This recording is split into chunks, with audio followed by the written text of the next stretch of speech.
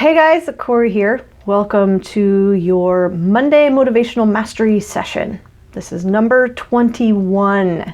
And today we are discussing when you fail, try again. This is 4 ways to master mistakes. And many of you heard this weekend through my posts about my road ride mishaps, right? So I've been practicing clipping in and out of my pedals for well over 6 months. Here's the caveat. Until Saturday, I'd never really ridden on a mobile bike with my clipped pedals and shoes. Never really been on the actual road. I'm not unfamiliar with riding a bike. Just the clipping in and out process on a moving bike. So my bike has been on a trainer, and I went out for my first clipped in road ride Saturday and fell not once, but 3 times. I think I've said I've fell 5 times because it felt like it. But I fell 3, and according to my boyfriend, I fell funny. Of course, being an onlooker, I'm sure it looked that way. For me, I fell hard. I'm bruised. I am. I've got some scrapes and some abrasions. And I have to say that my ego was a bit bruised too, but I got back up and I tried again each and every time. And here's what I did. I came up with a sequence.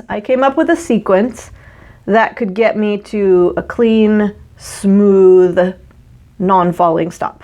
And I kept repeating it over and over and over again. And I made it home from that first ride undefeated and ready to learn more. Now, when I got home, I jumped on some bike forums to see what the experts have to say about stopping when you're clipped in. And I was kind of struck by how the individuals who'd been riding for years could, for the most part, only say something like, keep on trying, you're all gonna get it eventually, we all fall down, keep practicing.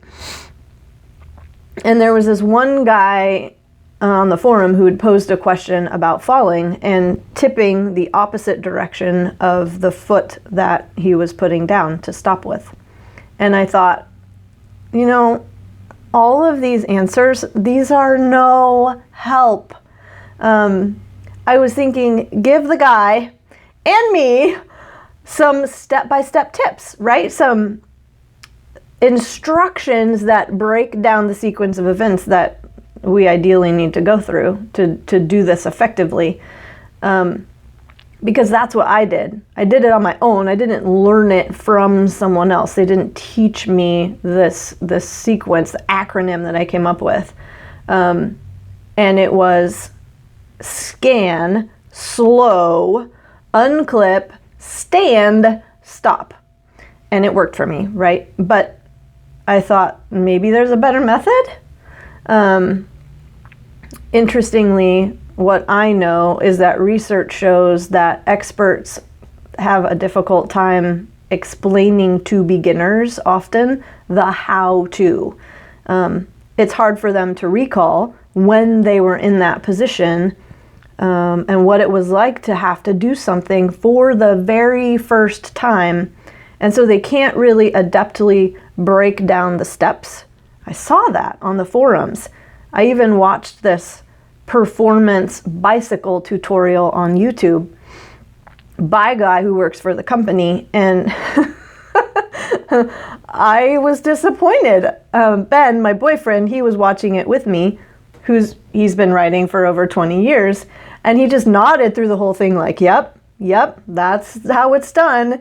And I was like, it got over, and I said, that was horrible. I said, that guy needs to break it down into like 5 steps and create an acronym so that people can remember it, right? Well, anyway, yesterday I went out for another ride. No falls. Thank you very much. I mastered every stop. And through that process, I felt my competence growing. I needed to do it again, and again. So the acronym that I started with would become no longer necessary to repeat in my head incrementally, right? Is that SUSS acronym, SSUSS. But here's my point to all this, guys. Number one, if at first you don't succeed, if you fall, literally fall on the ground, on your face, on your hip, on your elbow, wherever, and you get scratched up, you acquire some bruises to your body and your ego, get up. Get up immediately. Do not wait, unless you're at risk of harming yourself further. If you do, and it's an emergency, and your life is compromised, get up right away. Stand up and have a redo, or 2 or 3. Here's number 2. Don't expect that each redo is going to look the same and that it's not going to require some thought and assessment, okay? That's why we have a plan A, plan B, plan C. You don't want to repeat the same thing over and over if it's not effective to begin with. If I'd kept repeating how I did it the first time, man, I'd be like a bloody mess right now.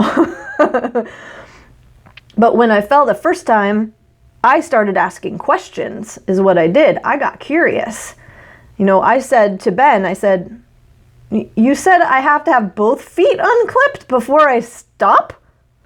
How does that work? Not computing. That's wrong. You don't. My boyfriend had heard me incorrectly, and so his advice was wrong. So the sequence I was using was not effective. I needed to get that cleared up so that I could try again with a better strategy. Ask questions, get curious. Here's number 3. Observe, okay? Find the people who do well what you want to do well and watch them.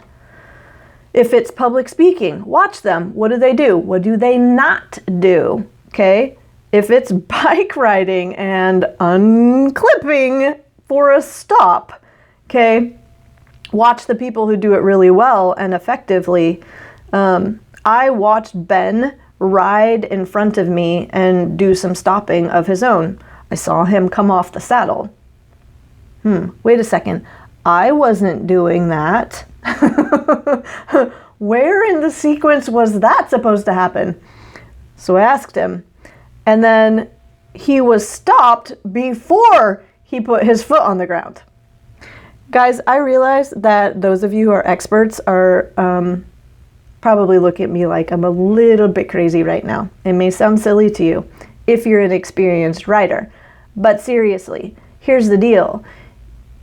If you're new at something and you've never done it, I've said this before, you don't know what you don't know.